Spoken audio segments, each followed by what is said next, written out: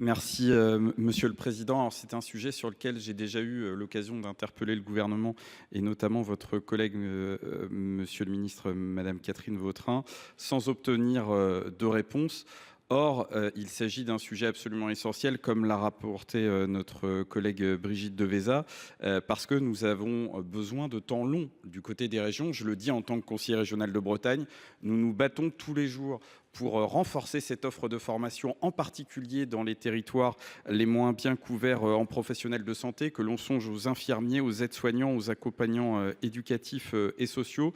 Donc les régions ont parfaitement joué le jeu pour atteindre les 13 587 places supplémentaires. Il faut maintenant que l'État respecte sa parole, conformément au protocole du 14 mars, avec ce soutien à hauteur de 273 millions d'euros pour 2025, dans le contexte budgétaire extrêmement tendu que les collectivités en général et les régions en particulier connaissent. C'est une nécessité pour nos concitoyens qui sont en attente de ces professionnels et de santé. Et nous espérons, Monsieur le Ministre, que vous saurez être à la hauteur du moment. Je vous remercie. Merci. L'avis de la commission sur ces deux amendements identiques? Avis du gouvernement. Monsieur le ministre. Oui, ce sera un avis défavorable, monsieur le sénateur. C'est le protocole qui constitue un accompagnement financier volontaire de l'État afin de développer le nombre de places en institut de formation en soins infirmiers, sans obligation juridique de le reconduire en 2025. Bon, situation des finances publiques d'une part qui rend quand même compliqué le fait de reconduire cet accompagnement financier non pérenne en 2025, donc avis défavorable. Très bien. S'il n'y a pas... Monsieur Ezna, pour l'explication de vote. Monsieur le Ministre, je vous avoue que les mots me manquent en vous entendant. Parce qu'on a déjà eu l'occasion de débattre notamment des compensations des effets de la prime Ségur, en l'occurrence de l'absence de compensation. Là, il s'agissait d'un engagement clair de la part de l'État, à la fois sur la partie immobilière, sur la partie prime Ségur, sur l'ouverture des places.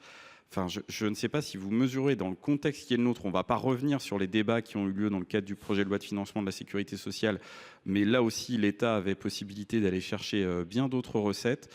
Donc vous faites clairement le choix avec cet avis défavorable de sacrifier les efforts rendus nécessaires pour nos hôpitaux, pour nos habitants, en particulier des territoires ruraux qui comptent notamment sur les infirmiers, sur les aides-soignants, etc. pour accéder aux soins. Enfin, c'est incompréhensible et vous dites que ça n'est pas contraignant. Enfin, à un moment donné, ça veut dire que la parole de l'État n'a plus aucune valeur, monsieur le ministre.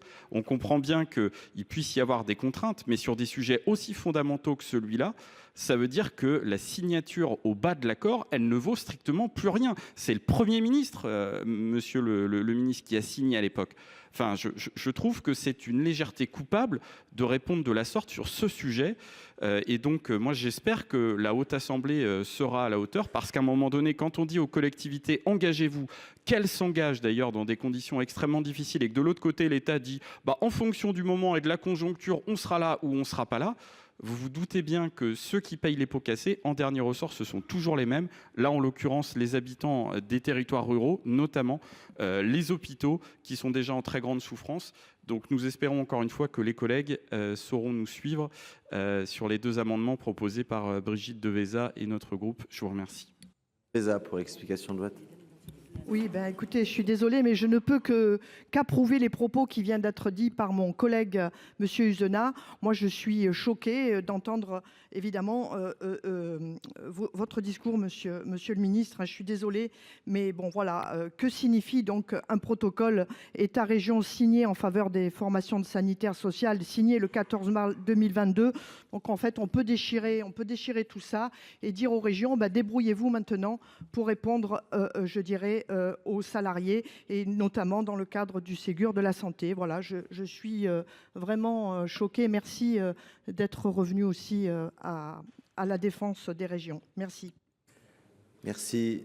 Je vais mettre aux voix ces amendements identiques avec deux avis défavorables. Qui est pour?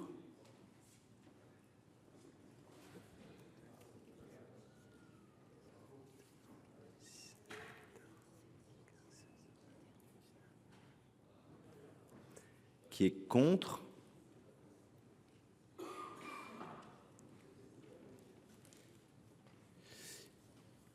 Ils sont adoptés.